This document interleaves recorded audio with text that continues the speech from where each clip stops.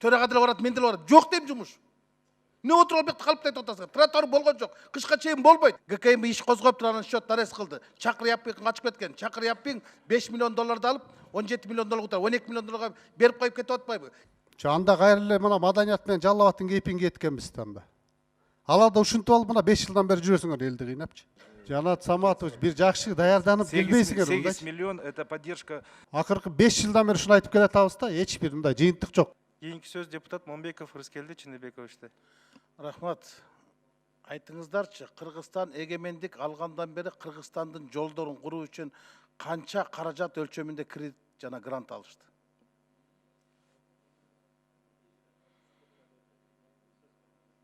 Минфин сизде жок бу маалымат? Бул сизге тиешелүү го дейм. Бул маалыматты мен алып келбей турмун, азыр так айта албайм. Мен айтып берем азыр. Так, 96 жылдан бери биз кредит боюнча 2 миллиард 148 миллион, грант боюнча 212 миллион алдык. Эгемендик алгандан бери Кыргызстандын жалаң жолдорго алган кредиттин саны 3 миллиард 750 миллион доллар болот. Эгемендик алгандан бери. Анын 3 миллиардты бул кредит, 700 миллиону гана доллар гана бул грант.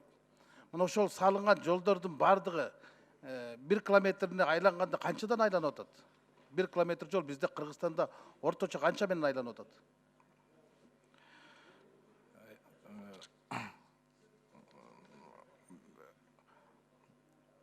Мен айткандай 96 жылдан бери биз мен айткан цифраны алдык и ошого 2000 1 километр жолдун орточо баасы канча болот? Ошону айтып бергилечи. бүгүнкү күнгө 2079 километр салынган.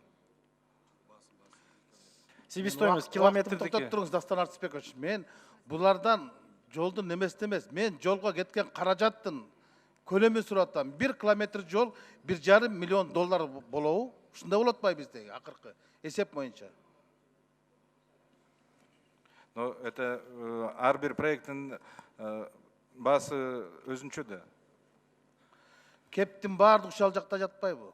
Силер фаза кылып өткөрүп атасыңар. Маселен, 3-4 фазага бөлүп туруп, эл аралык тендерлерди өткөрүп атасыңар. Бизде Германиянын, Испаниянын, же болбосо Австриянын, Чехиянын катышпайт. Бизде бир Кытай менен эле Кореянын, Түркиянын командалары, фирмалар катышып атпайбы? Бунун бардыгы коррупцияда. Кытайда 1 километр жол 900 миң болот атат, 1 миллион долларга жетпейт. А бизде 1,5 миллион доллардан 1 километр жолдун орточо баасы болот атат. Талас Тарас Суу Самыр жолунун 3-чү фазасы боюнча эмне үчүн 2 жыл кечиктиңер? Ким күнөөлүү?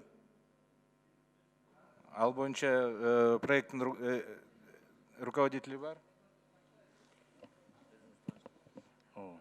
Эркин Осоев. Рыскелди Чыныбекович, Эркин Осоев. Ошол Ислам Электроbank Корпунун жетекчиси. Контракт боюнча курулуш иштеринин мөөнөтү 26 декабрь 2017 жыл болчу. Ошол убакытка чейин негизги жумуштар асфальт 30 км толугу менен, көпүрөлөр, түтүкчүлөр жана башка жумуштар бүткөрүлгөн. Анан ошол убакытта гарантиялык мөөнөткө берилген. Андан сырткары ошол жергиликтүү жашоочулардын, анан башкалардын суранычы боюнча кошумча жумуштарды аткарганга донорлордон ушул макулдугун суранганбыз, макулдугун берген. Ошого дагы кошумча мөөнөт берилген. Азыркы учурда ошол кошумча жумуштардын 5% ушундай жумуштары калган. Ал мына тротуарлардын асфальттоосу основаниясы жасалган. Светофорлор, 9 светофордун ичинен 6 жасалып, 3 жасала элек. Башка дорожный обустройство деген жумуштар.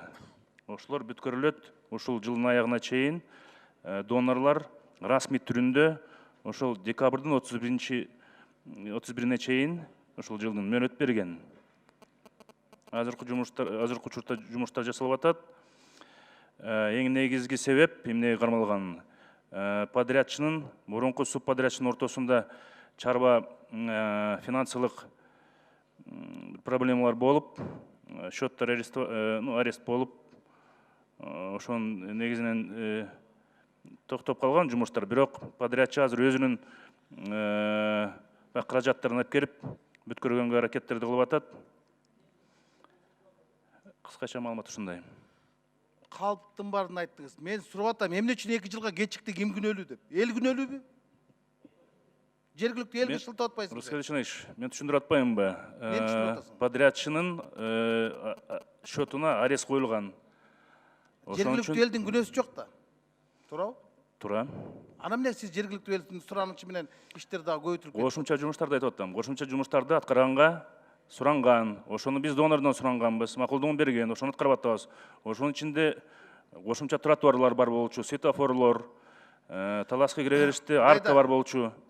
Токтотуңуз жомоңузду, мен сизге так айтайын. 1 километр жол 40 метр алдындагы автоустун албай туруп басып кеткенсиңер. Мына Абдөк билет. ГКМ иш козгоп турганын счет арест кылды. Чакыр Яппин качып кеткен. Чакыр Яппин $5 миллион алып, 17 миллион долларга, 12 миллион долларга берип коюп кетип атпайбы? Бир техникасы жок келбеди Чакыр Яппинга. Эмне адамдын башты өртөп атасыңар силер? Жол бүткөн жок 2 жылдан бери. Сизге кылмыш ишин козгоп камаш керек болчу. Сиз күнөөлүүсүз. Ошол кезде сиз зам министр болчуңуз. Жолдун бүтпөй калганына Рахмат.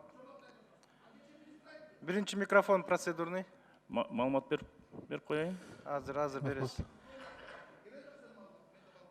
Биринчи микрофон. 10 секунд кечирет, 10 секунд сурап атат. Урматтуу министр, сиз өткөндө айттыңыз да иш жүрүп атат деп. Иш жүргөн жок да, мына таласка төрага деле барат, мен деле барат. Жок дейм жумуш. Не отуруп бекте калып айтып атасыңар? Тротуар болгон жок. Кышка чейин болбойт. Биринчи микрофон процедурный. Рахмат чоң, урматтуу кесиптештер, мен кечирим сурайм. 1 минут кечигип калдым, бир-эки суроом бар эле берип алайын.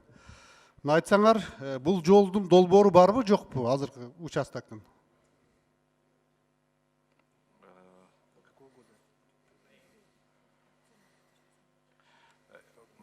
Бул жолдун проектно-сметная документация бар, бирок 2008 жылкы баалар менен аны бүгүнкү күнгө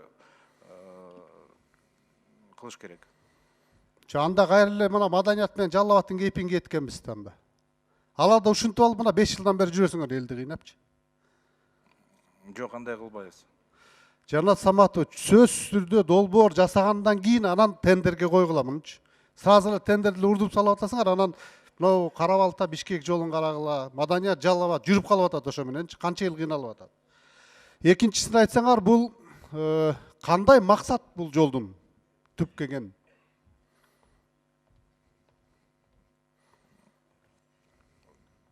Орусча айта берсем болобу? Айта бергиле.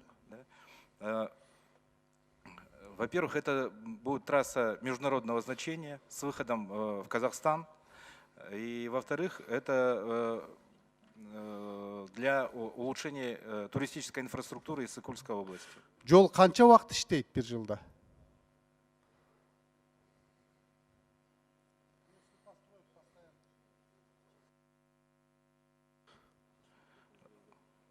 Бир жылда канча километр кылынат? Бир жылда канча ай иштейт жол? Пайдалуу убактысы.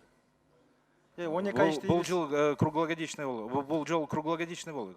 Сиз билбейт экенсиз, жабык да азырчы. Азыр барсаңар жабык да жол өтпөйт да. Азыр жабык. Бирок биз ошо эме боюнча, ошо согласно проекту, мы закупаем там технику для того, чтобы эта дорога была круглогодичной. Снегоочистительную технику, КПП Каркара будет. Кандай машиналар жүрөт ал жерде? Кандай машиналар уруксат азыр?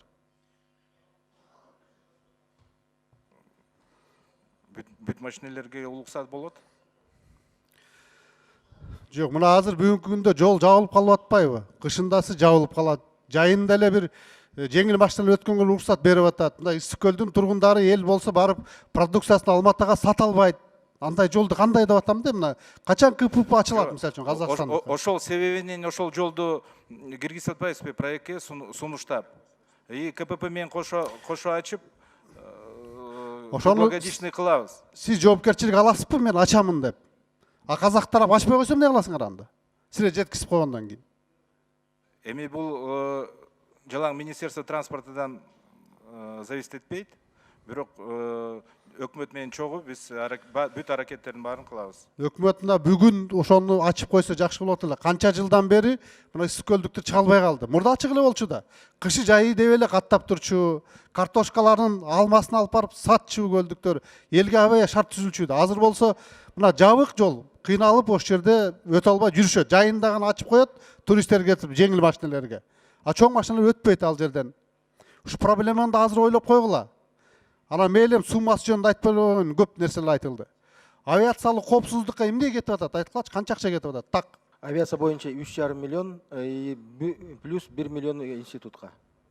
Жолго 30 миллион дедиңер, Жолго жалпы 38 миллион. 38 миллион. А 17 миллион кайда кетет 55 миллион? Мына берде 38,5 миллион жолго кетет. Так. Поддержка в области транспортной безопасности и устойчивого развития туризма. Это вот 8 миллион.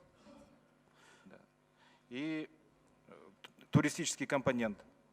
Жанакы 5 сервис центрга 3,5 миллион кырылган. 8 миллион эмне кетип атасыңар эми? Мейл. Жанат Саматович бир жакшы даярданып келбейсиңер. 8 миллион это поддержка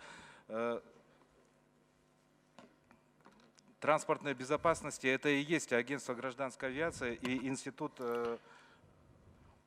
Вы же говорите им 2,5 миллиона айтат по агентствоңарчы. 3,5 авиацияга 4,5 1 миллион институт, 3,5 миллион. Максаты эмне? Жыйынтык эмне болот авиациянын? Повышение потенциала авиационной администрации, проведение сертификационных и постоянного надзора. Конечный итог кара тизмеден чыгыш. Качан чыгасыңар кара тизмеден? Жүрө бересиңер. Жо, апрелде биз аудит өттүк ИКАОну. Андан кийин июльда биз окончательный отчетты алдык ИКАОдан. Жакшы өттүңөр деп. Андан кийин августта мен Еврокомиссияга жибердим. Азыр күтүп атабыз. Бизди чакырып алат. Анан ИАЗанын, это Европейское агентство безопасности полета аудит өткөрөт бизде. Акыркы 5 жылдан бери ушуну айтып келатабыз да, эч бир мындай жыйынтык жок кара тизме боюнчачы. Ушуга көңүл бөлүш керек азыртан азыр.